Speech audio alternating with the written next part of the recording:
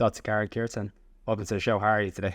I'm doing very well. How are you? Thank you so much for having me. The pleasure is truly mine. I am very well. Thank you for asking as well. And before we dive into today's topic, which I think is going to be a very, very interesting one, I want to give the listeners a bit of context about who you are. So can you tell us who you are and what it is that you do? Yeah, so my background is that I'm licensed as a naturopathic physician and acupuncturist, and I got there through my own health journey.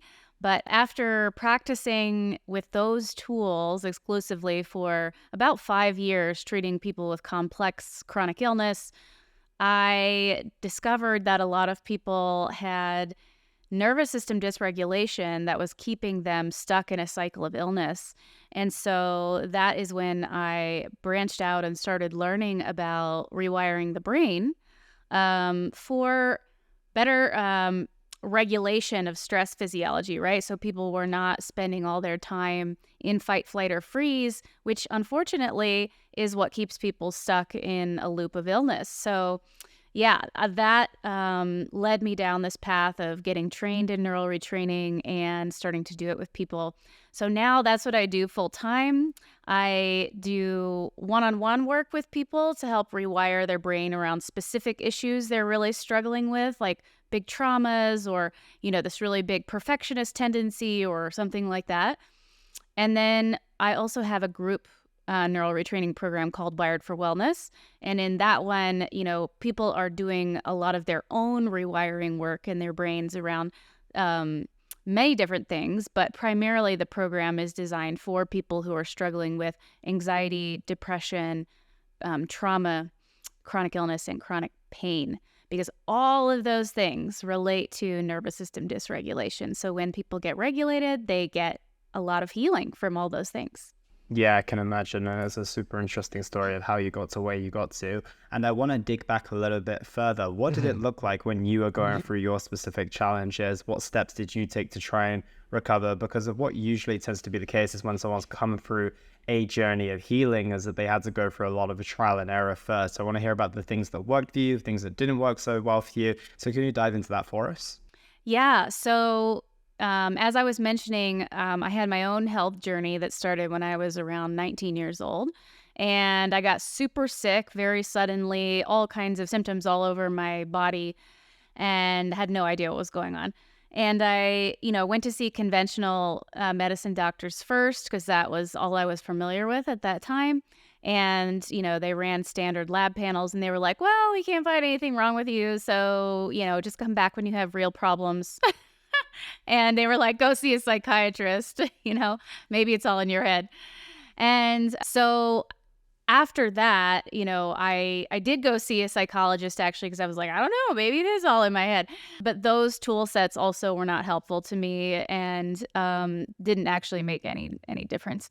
So then I found a naturopathic physician and acupuncturist who happened to be in my small town in Georgia in the US, which is a place where there's not usually a lot of alternative medicine at all. So that was very lucky. And she started me on the path of healing. She was like, nope, I have at least some of the answers about what's going on here. Let's start with these things. And what she did for me got me enough better that I was able to go on to medical school and learn those things myself. But yeah, over the years, I was sick for over 17 years. And over that period of time, I tried so many things. Obviously I did a lot of naturopathic medicine and acupuncture because those were my tool sets.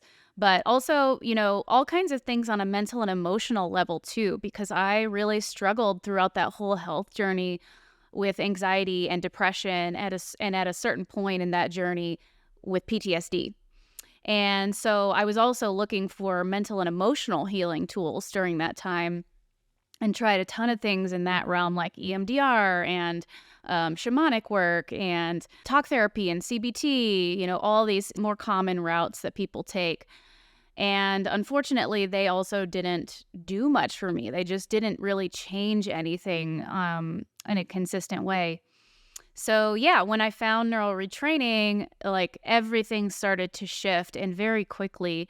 All these old patterns that I was running of being a super overachiever and like overly empathetic to the point where I would come home from work crying about really hard cases where people were suffering a lot, and perfectionism and all kinds of other things.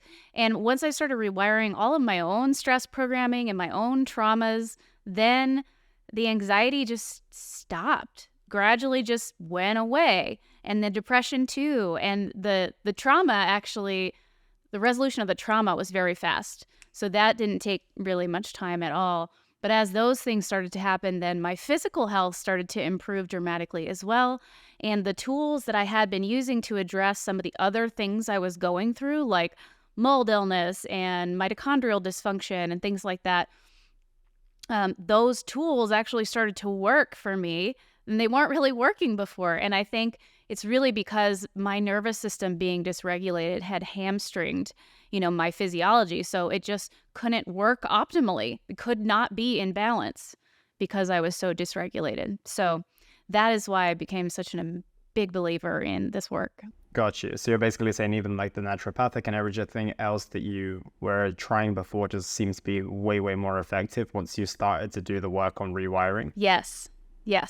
Exactly. Got you. Because my question was going to be like, what was the gap? Because you mentioned it got you enough better. And I think that might be a challenge that people slip into. They're like, I'm enough better. I'm no longer in pain. So that's a positive. I am no longer suffering. So that's positive. I can walk without, needing to stop every 5 minutes or whatever that might be. And usually people stop at that point. Why did you feel that, okay, I need to continue this path because of feeling good is just not enough here? That's a good question.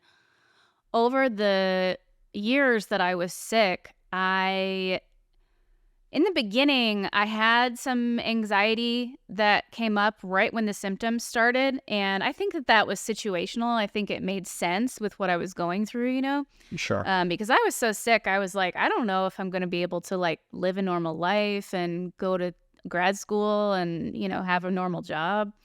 But over that period of time when I was sick, like the anxiety and depression and trauma just accumulated, just got kind of worse and worse. And that's a very common story for people who are dealing with chronic illness or people who get started on a path of anxiety or stress and then they walk down that path so far, they can't really get their brain to revert very easily back to the way it was.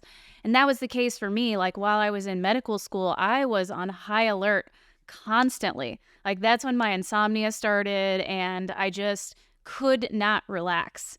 It was just, there was one thing after another, and I couldn't stop working. Basically, it was like drinking from a fire hose being in medical school. So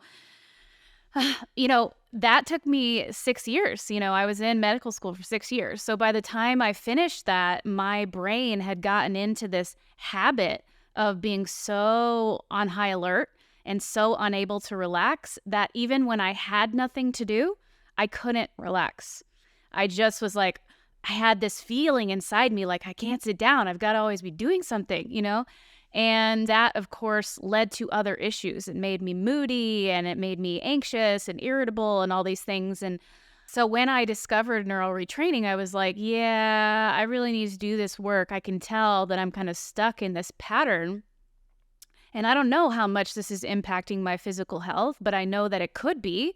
So let me just see. I'm just going to try this and see what happens. And it was much more profound than I expected it to be.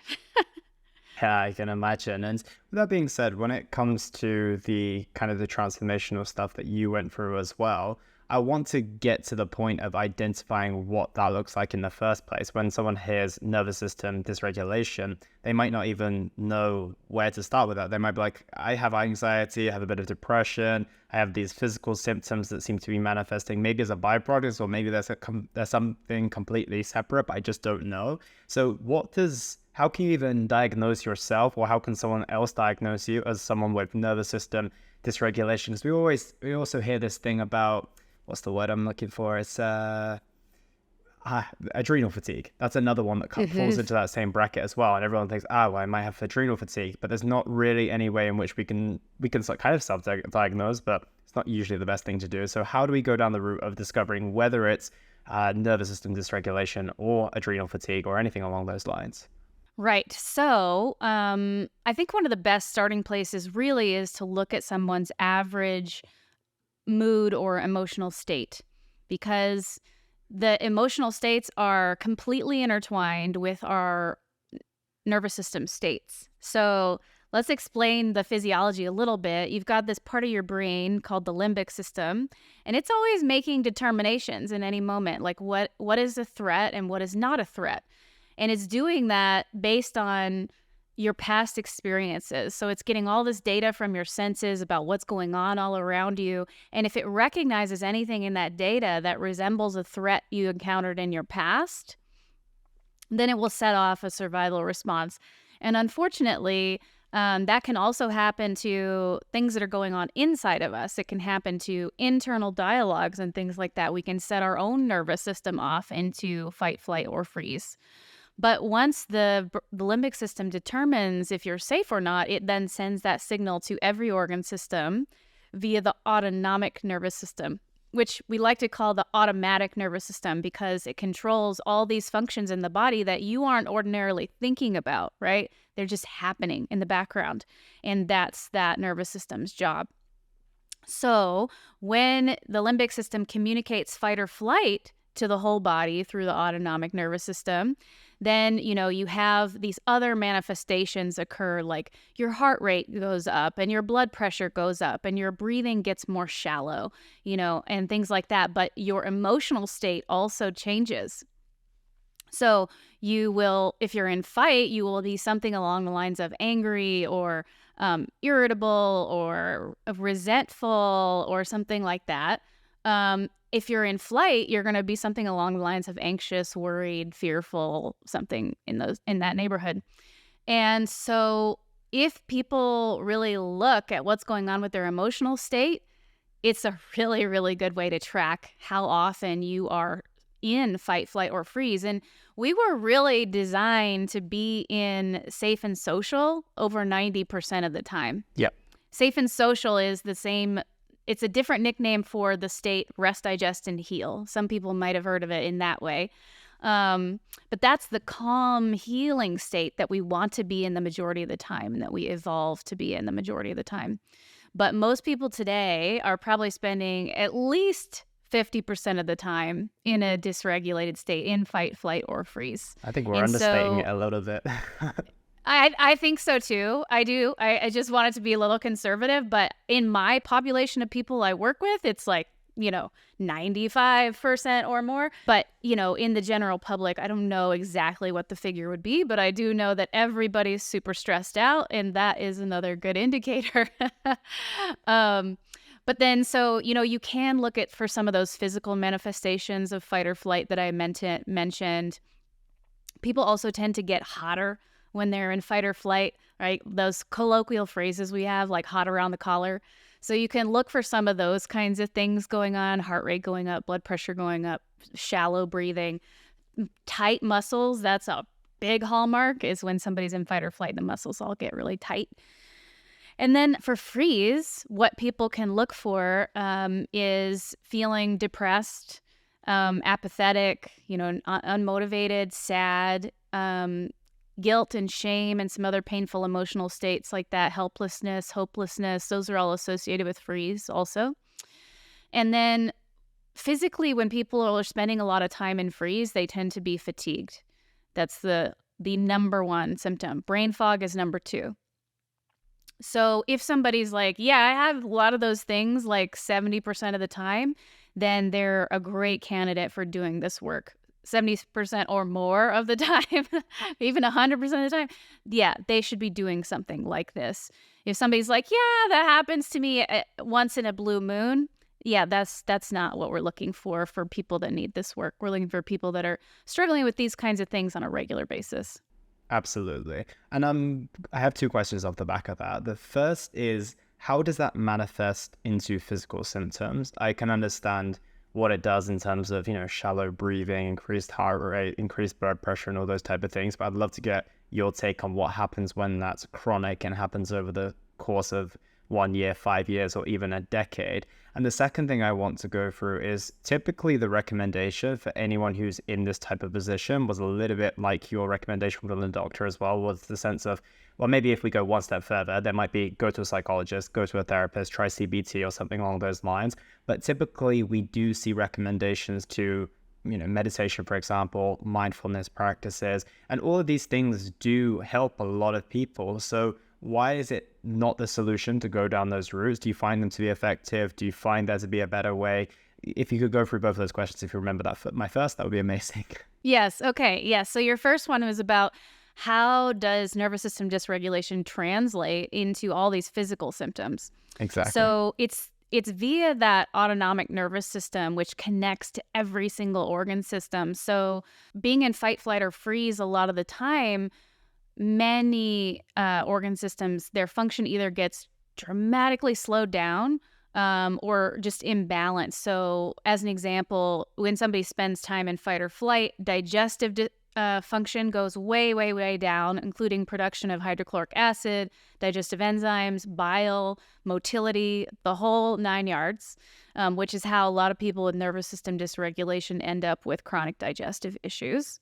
Other things that happen, the immune system becomes imbalanced, especially with chronic stress. We see this imbalance between the Th1 arm of the immune system that's best at fighting bacteria and viruses, and the Th2 arm of the immune system that's better at dealing with parasites, but also causes allergies. And then we also see when somebody's been chronically stressed that they become more prone to things like autoimmunity and mast cell activation disorder and other immune disorders like that, and less effective at fighting chronic infections. So lots and lots of people with chronic Lyme disease and chronic viral infections are actually getting well by doing nervous system regulation work, as opposed to through antimicrobials and direct immune support with supplements and things like that. So that's really cool, I think. But you're also going to see hormonal imbalances, and those are going to get worse the longer somebody is dysregulated. So when we talk about adrenal fatigue, adrenal fatigue really happens after somebody has been dysregulated for an extended period of time. And when that happens, initially when somebody gets dysregulated and they're spending a lot of time in fight or flight, you'll see cortisol be really high, right? And in those periods, people are usually very, very anxious. But when that has been going on long enough, you suddenly start to see the cortisol drop lower and lower and lower until eventually it's flatlined at the bottom of the graph on the chart when you're looking at a test result. That is what happens with chronic dysregulation, is you get this miscommunication between brain and body, and then you don't get enough production of your stress hormones because the brain's basically like, you've been yelling at us to produce stress hormones for 4 years. We just can't do it anymore. Just stop the screaming. And so, yeah, that's one of the things. But while somebody's body is so fixated on producing stress hormones, unfortunately, that usually leads to deficiencies in thyroid hormone production and conversion to active forms, and progesterone deficiency in women, testosterone deficiency in men. Got you. So those are the physical manifestations, and it makes a lot of sense in regards to the hormonal changes and everything along those lines. Now, run us through why meditation, talk therapy, mindfulness practices might be a good approach. I'm ready to get your opinion on this.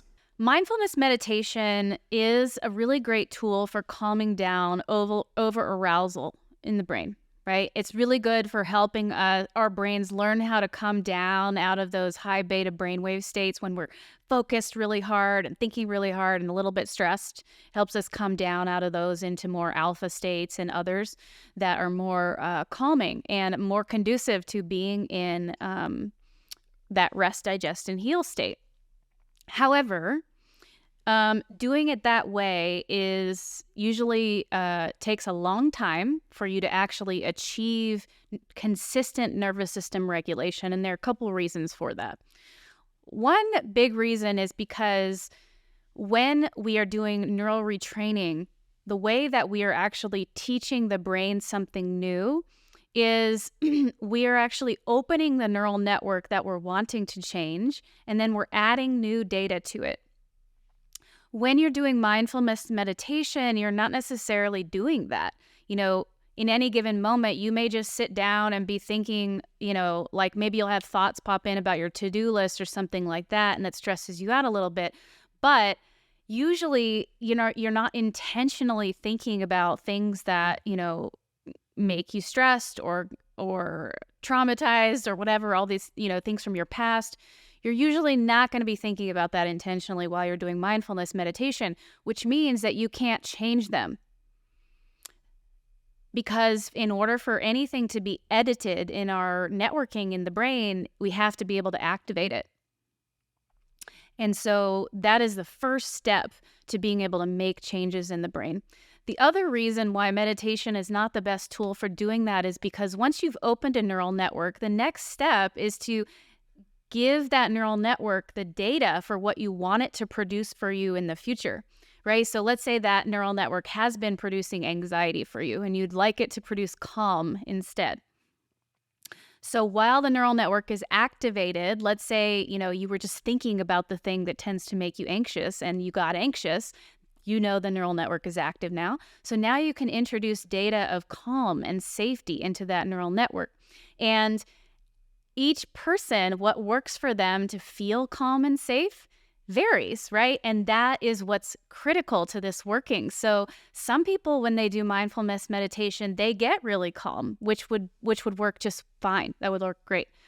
But a lot of people, when they do mindfulness meditation, don't get really calm, at least not in the beginning, right? Sometimes it takes people like a year or 2 years to get really, really good at sinking in to that calm state with mindfulness meditation. So that's going to be a real uphill battle if you are trying to use that technique to actually retrain something in the brain. Got you. That makes a lot of sense. So essentially, we're so conditioned with these same neural patterns that keep resurfacing, they're very habitual. We have told ourselves within our frame of reference that this serves me in some way, shape, or form based on this software that seems like it's from the original iPhone, yet we're living in an iPhone 15 world. And there's this big dysregularity between our reality and, the way we actually function with it. And I want to ask you a question on that in just a moment.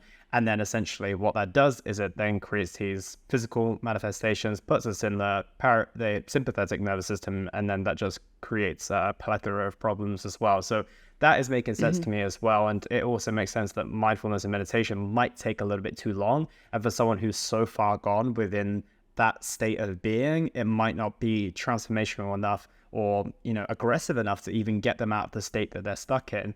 And it's interesting. And that brings me on to the question of what brought a lot of my healing personally. I put myself in the category of the person who needed this type of help before, and I found hypnotherapy, and that was my solution. Do you know a lot about hypnotherapy, and do you think it shares similarities with a technique that we're going to discuss in just a moment in terms of rewiring the brain? Hypnotherapy is definitely not my specialty. However, in this path of learning neural retraining, I did learn some about hypnotherapy. I think, one of the limitations that I was told was an issue for many people when they tried that route was that some people, the data suggests that some people are very, very hypnotizable, right? They sink into deeper states of consciousness more easily than other people. And that if they're not very hypnotizable, it can be difficult to make those changes. So I think that's the difference, is that these tools that we use for neural retraining really do seem to work for every brain. It's not that you don't need to kind of adapt them a little bit here and there to the person. There are ways to customize it for sure. But within the framework of neural retraining tools, they seem to really work well for everyone. That's the only thing I would say about that. But that's my very limited knowledge of hypnosis. Got you. Yeah, because I think they work on very much the same principles. So I'm going to learn a lot more about it in a moment when I ask you more of the questions. But a lot of it is kind of going back to the root, understanding where it comes from, kind of retextualizing and understanding the context in a different way. and really going there and then creating a new pattern, then reinforcing that pattern, and basically breaking away the old pattern as well. And what I liked about it personally is if you sent me to traditional talk therapy, which I've done since, which I find helpful, but if you did that to me in the past, I was a self-proclaimed closed book, and people who know me now will laugh at that. But in the past, it was very normal and I wouldn't have opened up. And that's why something like that was really helpful to me. And now I'm interested, and I have to ask you the question, Karen, how does one rewire their brain? Yeah. So, like I was talking about before, we have these basic principles of how that works, right? Which is that you have to activate the neural network, and then you have to introduce new data. And in the context of what I'm trying to rewire with people, the majority of the time, it's usually about getting them back to feelings of calm and safety and groundedness, right? With whatever the issue is, because I'm trying to regulate people's stress physiology so they're not always in fight, flight, or freeze, and they can heal. So for those scenarios, the data we're entering is always data of safety, and we're doing it repetitively, very quickly, right? Because we know the brain learns everything with repetition. So a lot of neural retraining systems out there will be like, well, do it an hour a day for a really long period of time. It doesn't have to be that slow. You can do a whole bunch of repetitions in 10 minutes and make way more change than you would with one rep done in an hour. And so that is the way that we do it. And it's really not about reframing the perspective on it so much, although that is usually a byproduct of what happens. That is more of a CBT technique, right? CBT and talk therapy are really more about, let's look at the way you're thinking about this and how that may be fueling how you're feeling about this. And then let's deconstruct that and look at it from a different perspective. That's not what's happening here. What we're doing here is we're actually getting somebody to shift emotional and nervous system states while the neural network is active, right? So if they're, let's say, working on anxiety, and I then get them to do something in that moment where they feel incredibly calm and safe and happy, like maybe they go back to a great happy memory that made them feel that way, right? That feeling data, that nervous system state data is what you need to generate in order to reassociate whatever the trigger is in their brain to calm and safety instead of to anxiety. So that is a really fundamental difference between talk therapy and CBT and many of these other more cognitive sorts of techniques. This is not a cognitive-based technique. It is very much a feeling-based technique. And in that context, we also use safety data that comes from the body too, and from our auditory system. So we use many different ways of sending signals of safety to the brain. So it could be really good feeling sensations, like you're giving yourself a really nice self-massage, or you're dancing a little bit or something like that. Or it could be, you're listening to your favorite song in your head. There are many ways to send a signal of safety, but we try to do it in the ways that work best for that individual person. And then as somebody does that, you do these rounds of like going into the thing that makes you anxious and then doing something that makes you feel safe, and then going into the thing that makes you feel anxious and doing something that makes you feel safe. As somebody does that, usually they are going down the intensity scale somewhere between 2 and 4 points per round. So usually within just, a few minutes, actually, somebody is all the way down at a 0. And that does not come back. So it's amazing. That's what people see with their traumas is like, even in the midst of a session, they'll be like, oh my gosh, like I was having this 10 out of 10 trauma reaction in my body, and now nothing's happening, even though I'm still trying to recall it and trying to bring it back up inside myself. So that is the amazing thing. So that's kind of like the nuts and bolts of it. But to zoom out, what it really requires is somebody to ideally rewire a lot of the memories that have been really stressful, painful, or traumatic events for them, because those are being used as references in the present for how they respond in life. And then there may be some belief systems related to those events that are also keeping somebody dysregulated. Like, let's say maybe as a kid, they had an experience where, dad was disapproving, they got a B in math or something. And so, the kid may then develop this belief system, oh no, I'm not good enough, or I'm unworthy, or whatever, right? And that belief system can then continue to serve as, unfortunately, a template for their responses to life and their stress responses as part of that. So that's part of it. And then, those memories and belief systems, I like to think of them as the roots of a tree, right? So they are what cause the neural habits to begin in the first place, right? So this person who has the belief system they're not good enough probably has a habit of anxiety or depression, right? And that would be the trunk and the branches, right? And as somebody produces anxiety about not feeling good enough over and over and over again, that trunk and the branches get bigger and bigger and bigger. And that is a metaphor for the neural network, which gets bigger and bigger and bigger. So after addressing the roots of the tree, then somebody needs to break down those branches, which is the neural habit. And that is the part that takes a little bit of time. And you have to get some reps in your daily life to do that, which is why we designed the Wired for Wellness program, so that people could do that in the easiest way possible with guided processes, and they don't have to try to self-generate, the practice every day. And then usually after somebody does that for a period of time, they just don't have to do it as much. At this point, I probably do a neural retraining activity once a week. And that's just for maintenance. I'm trying to keep my own emotional baggage from piling up, and neural retraining is a phenomenal way to do that as well. So yeah, what I would like you to explain next, if I'm playing devil's advocate and trying to find any flaws in the argument, because if anything, that's just going to strengthen yours and lead us closer to the truth. I feel that in a way that maybe people might feel like they're not fully processing maybe some specific trauma that they went through. Let's say they had, horrendous childhood abuse or something along those lines, and they identify, they know what that is. But what I'm understanding from this form of training is that you're attaching some form of safety in the present moment. You're getting your nervous system in a place where you feel safe. You're doing something that creates that sense of safety as well.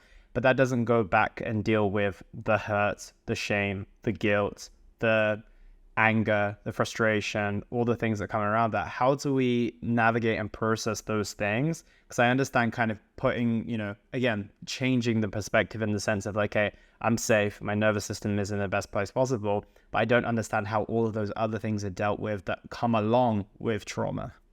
Yeah, absolutely. So when we work on a trauma, or somebody works on it by themselves, which can happen we don't recommend it with the biggest traumas. We recommend that with things that dysregulate you up to about an 8. Like if you would rate them 8 out of 10 on a scale, we think you can do that on your own. But above that, probably need a practitioner. When we work on a trauma, we work on not only all of the sights and sounds and smells and sensations and emotions that were present at the time of the trauma. We rewire those, absolutely. But as part of that, because a person can't really separate very easily their emotional reactions that are coming from post-trauma versus the trauma emotions themselves. Usually when somebody reflects on a trauma, all of it comes up together. And so we actually use these same tools to help their brain release and replace all of the emotions that came after the trauma as well, including, the anger and the resentment and the whatever. And so when somebody's done rewiring a trauma, it's a beautiful thing. It's amazing. They will, and I can say this from personal experience, from my own traumas that I rewired, when I think about them now, I have like barely any images left. They're like very fuzzy and pixelated. I can't hear any of the sounds about what happened at that time. I can't feel any of the sensations I had in my body. And I certainly have no trauma or emotional reaction to whatever's left of that memory, which is very little. And so I also don't really have any of those feelings about it anymore that I developed after the trauma either. They're just, nothing happens inside me. It's just like blank.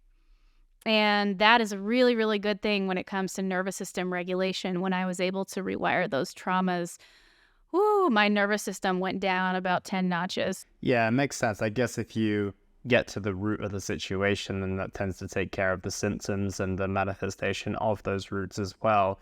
And the other question I have is that a lot of people aren't able to identify their trauma. An interesting situation myself personally is that I had very little childhood memories prior to hypnotherapy. I can barely remember anything that happened, if I'm completely honest. And I assume that was some mechanism of my mind doing some protection stuff. And, you know, if you ask me, I could give you maybe 3, and they were completely, you know, arbitrary in terms of what my childhood memories were. But then on the other side of hypnotherapy, it opened up a whole new world of memory that I didn't realize I had. So how do people get to that trauma if they don't actually know where it originally came from? Because that was definitely my situation. Yeah. So oftentimes the way that there's a couple different ways that we go about that. One is it's very interesting, like you said about hypnotherapy, how it opened up a whole new world of memories for you. This work usually does that too. So oftentimes what we recommend people start with is what they know, right? So they might not know, oh, I had sexual trauma as a kid, but they know they have some sexual dysfunction in their relationships now that they want to, you know, work on the emotional roots of that. So we just start with what they know, and they may say, oh, I feel anxious when I'm intimate, or I feel whatever. Or I always have, you know, this one person come up into my mind who hurt me, you know, that I was intimate with once, something like that. So we would work with the top layers. And as you work with and you rewire the top layers, oftentimes people's subconscious will then go, oh, you have tools to deal with this? Here's some more. And How then it will kind, start my to, subconscious. yeah, right. Exactly. It's like, thank God, now you can deal with this. Let me give this to you. So then, yeah, it will usually pull up other memories and traumas, but it will also pull up other positive memories. So oftentimes we have people start doing this work and they're like, all I am is one big ball of trauma. Like I don't think about anything else. I don't feel anything else. That's my life, you know? And for those people, they usually have a really hard time accessing memories when they didn't feel that way, memories that were good. But when they start doing this work and peeling back some of the layers of trauma, then they usually start to have that stuff, the good stuff, surface. And they're like, oh my gosh, I forgot about my dog back then. He was amazing. And, you know, and then all kinds of good things come up, and that starts to help shift their brain too. The other way that we in Wired for Wellness help people with rewiring some of those deeper things that they may not have conscious access to is something that we call a feathering, which comes from Gary Flint's work.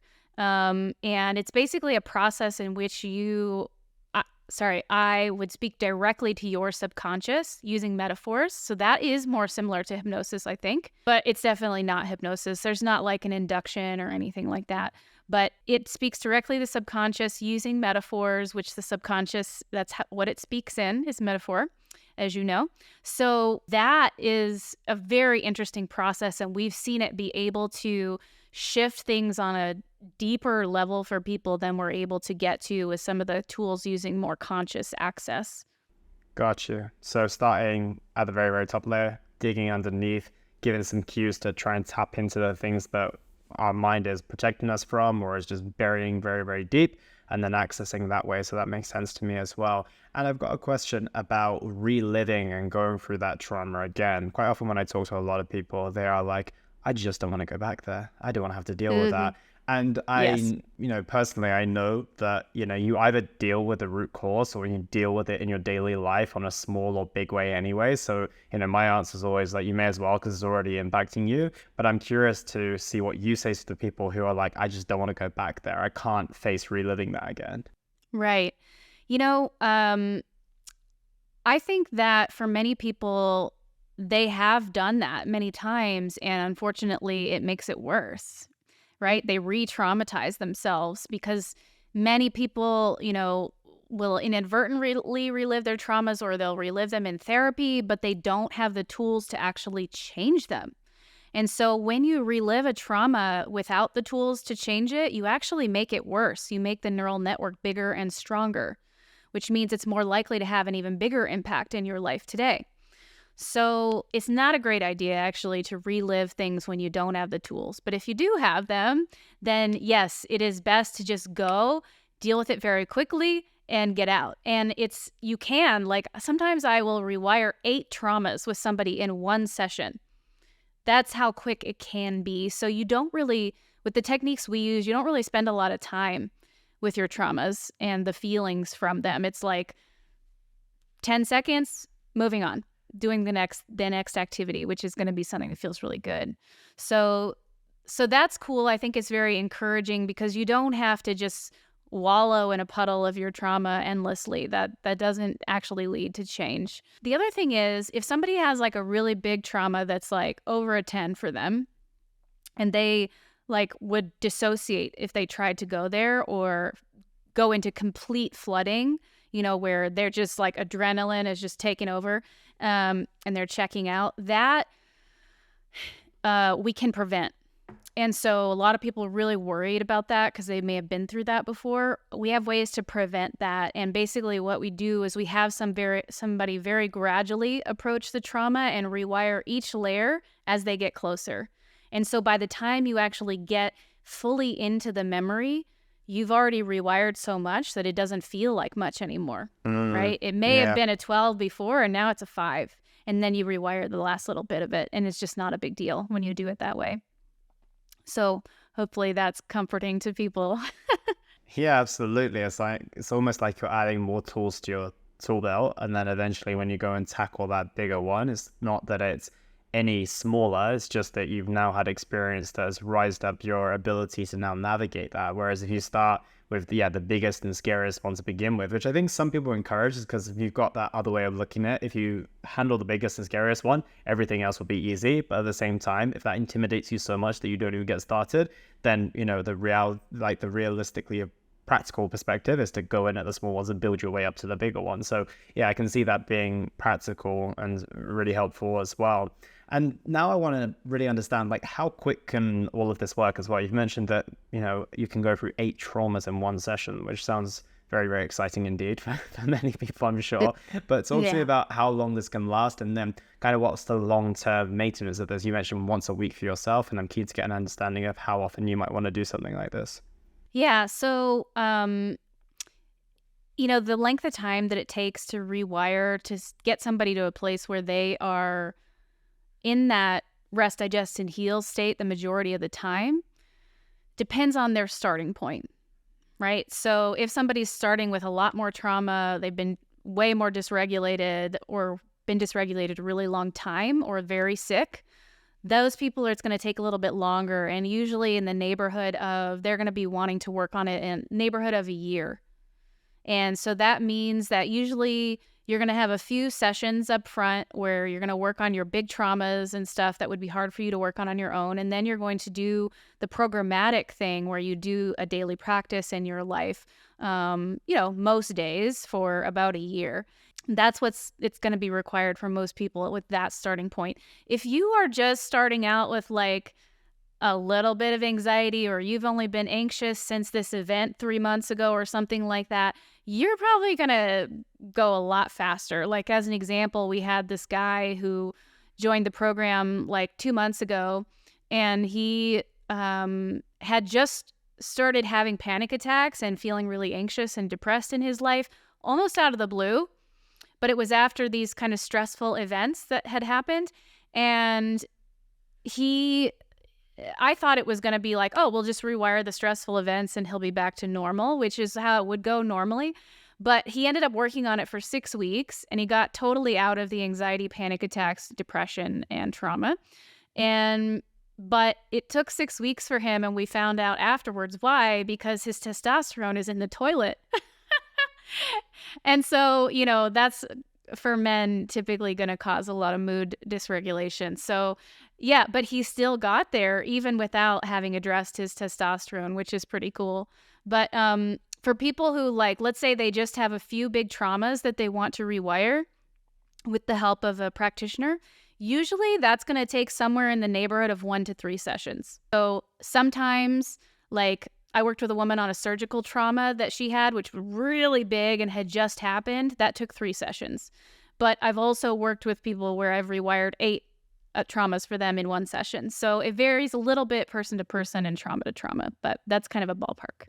Perfect. And I'm interested to get back to that guy with the low testosterone. What do you do with someone after that situation? Because they might have been able to rewire all of this stuff and they feel amazing, but because they've been chronically unwell for the last anywhere between 1 and let's say 50 years in maybe some cases, then maybe 30 kilos overweight. And yes, they're in a much better position than they were before, but they still are overweight and are experiencing the implications of that, whether it's borderline diabetes, whether it is diabetes or, leaning towards heart disease or anything along those lines. Same with someone, whose testosterone is through the floor, or any woman who's got hormone dysregulation as well. Where did they go next? Because I can feel like that, they're finally like, rid of all this trauma, but now I have all these physical manifestations that I haven't dealt with for the past 30 years to now deal with. Yes, absolutely. So it's interesting sometimes with certain issues, people get all the way physically well and they thought that they wouldn't be able to because they thought they would have to address it on a physical level. So that includes things like hormone imbalances, chronic infections, autoimmunity, chronic digestive issues, bladder issues, all kinds of stuff. Hypertension, of course, that resolves for a lot of people, headaches, migraines, chronic pain. However, sometimes it doesn't, because sometimes there's another route, right? So what I see a lot being a doctor is that there are 3 main routes. These are the biggest routes to most chronic health conditions. 1 is nervous system dysregulation, 2 is nutrient deficiencies, and 3 is toxins. And between those 3, you can pretty much explain the root of almost everything. Usually if nervous system dysregulation work does not resolve the physical issues, they're usually dealing with one of those other 2 things. And probably a lot of secondary issues on top of that too, right? Things that the toxins caused, things that the nutrient deficiencies caused, like hormone imbalances and immune dysfunction and things like that. So this person with the testosterone issue, his, after a little probing with him, I found out he hasn't had a good diet for quite a while. And he's probably deficient in a number of nutrients like magnesium and zinc and vitamin D that are all needed to make testosterone. And so he's going about replenishing those nutrients now. So we definitely believe very strongly in addressing what's going on a physical level as well, if you've got another route to the issue. But sometimes you don't know until you do this work whether there really is another route or not. But you can explore both at the same time, and we're absolutely not against that. But it may not become clear until you really walk one of those paths, right? Of taking the nutrients or doing the nervous system regulation work, and then you may go, oh, that's what worked. Okay, I guess it was that, But in the Wired for Wellness program, because I'm a naturopath as well, I have a whole side course, like bonus course, that's all naturopathic education. So it's like, if you have digestive issues, here are the tests that I would suggest you look into with your doctor, or tests you can order for yourself. Here are the most common nutrient deficiencies. Here's like the products I like for repleting those, all kinds of things like that. So if people are getting, into the nervous system regulation work and they're like, oh, these certain things are not shifting, what else could it be? They can find some potential answers there to talk to their doctor about. Gotcha. That makes a lot of sense. And you mentioned at the very start of this conversation, the people and the most likely candidates for this type of work are those who are experiencing this type of nervous system dysregulation at a 50% to 100% level, essentially. Is there a place for people who are in a relatively good place? Maybe they've gone through their trauma in different ways and they've gone through different situations in their life, who basically want to go from, I'm really good with where I'm at, but I want to be damn excellent. Maybe it's like, I don't know, public speaking challenges, or trying to break through the next area, or open up their business, for example. Is there room for those type of people who want to like break away and to go into the, the higher echelon of the people of the world? Yes, 100%. Those kind of very specific issues that people want to work on to up-level themselves, the very same tools can be used to do that as are used to resolve trauma. Whenever you are hitting a ceiling in your life in some way, there's always a reason for it. And it's usually an internal reason, right? So if we just go hunting for those particular neurological links to that trigger, whether it's public speaking or something else, then you can rewire those roots of the issue and then the habit until eventually you go, oh, no, public speaking is easy. I love it. And so, yes, you can do that. Our whole last module in Wired for Wellness is actually about how do you use neural retraining tools to create a life that you love. And so it's all about envisioning what you truly want for your life. How do you even figure that out, first of all, which some people have a block around.